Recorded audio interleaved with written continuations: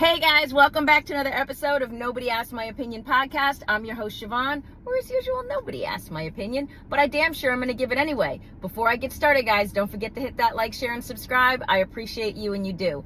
All right, guys, what am I talking about today? Me and my articles. I found this this morning, and I apologize because I'm like looking up and down, but it's about OnlyFans. Most people know what OnlyFans is. If you don't know what OnlyFans is, probably good, and you're a good God-fearing person. But so OnlyFans is a platform basically for creator content. But the main reason people know OnlyFans is because there's naughty content on there, okay? But so they just did an article that it turns out the majority of men who go onto OnlyFans and patronize some of these content creators who are this blurred line between artistic prostitution. I don't know how else to put it, right? Like they're basically like, they went from the pole into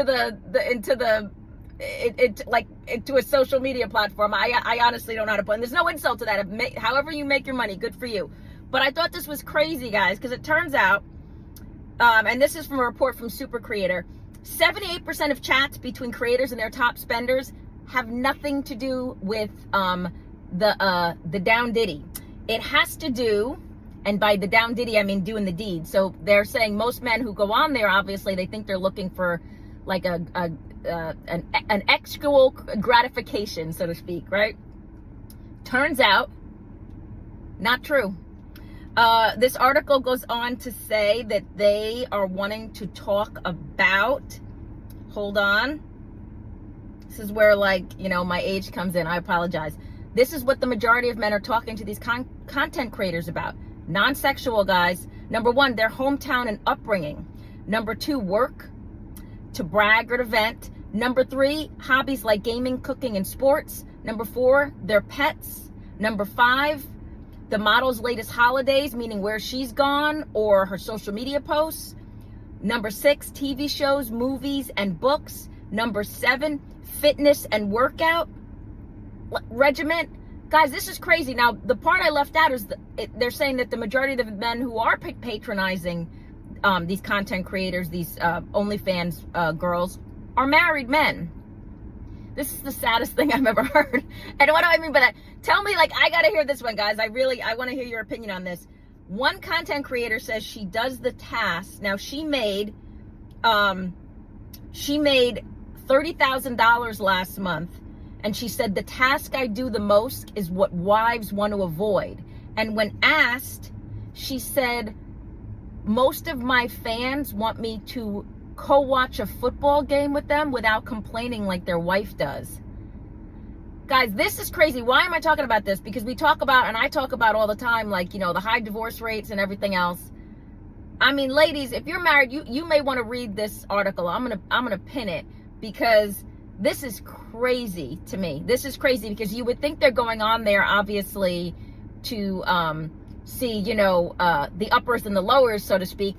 But as it turns out, they're not. They just they want someone to listen to them and talk about something. And I know I'm going to get attacked for this and be like, oh, I'm not, like, you know, power to the woman. I am. But this is a minor want, I feel, for guys. And it feels like if men don't feel like they're being listened to, that now they have an outlet, and they've chosen the outlet to be OnlyFans models. What kind of world are we currently living in? This is just, for me, guys, this is wild to me. I kept reading. It said the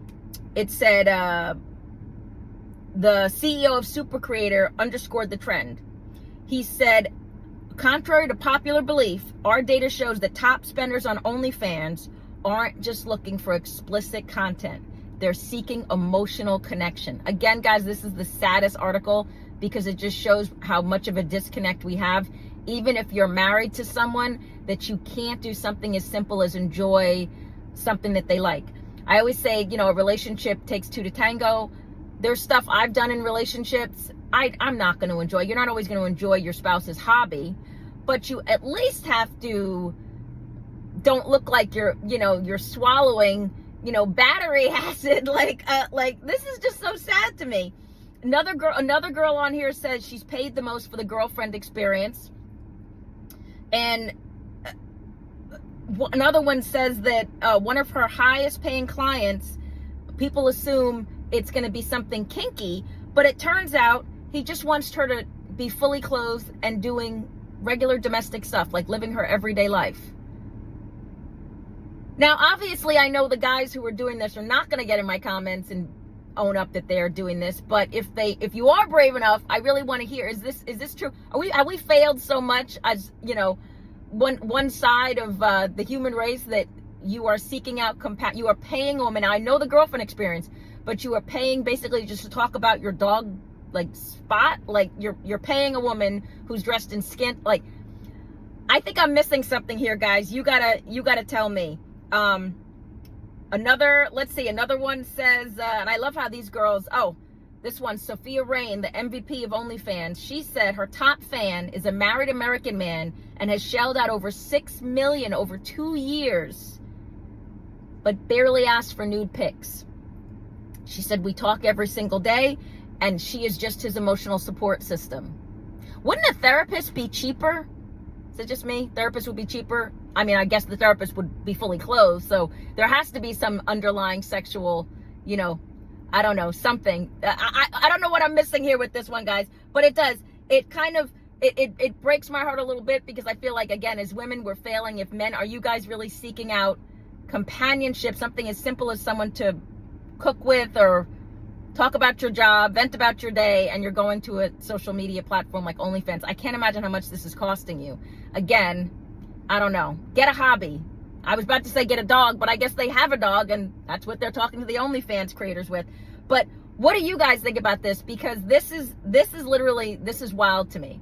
And I feel like women, if you're in a relationship, maybe you should be, I don't know, double checking your man's OnlyFans account, seeing if he is getting some type of support system, because that is still, cheating is cheating, even if it's emotional support, right?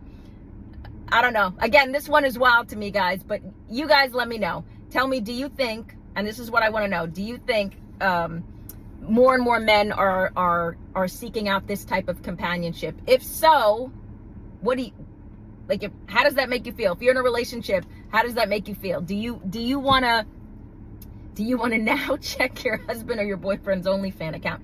Like, you can't get mad at the girls who are doing it, right? They're there to make money and provide, obviously, a skill. Not the skill we thought they were providing. But guys, that's wild to me. 78%, and they're not talking about doing the Diddy at all. They're just talking about everyday crap, right? So let me know, guys. Get down in the comments. Don't forget to hit that like, share, and subscribe. And as usual, nobody asked my opinion, but I damn sure am going to give it anyway. I appreciate you guys. Have a good one. Bye-bye.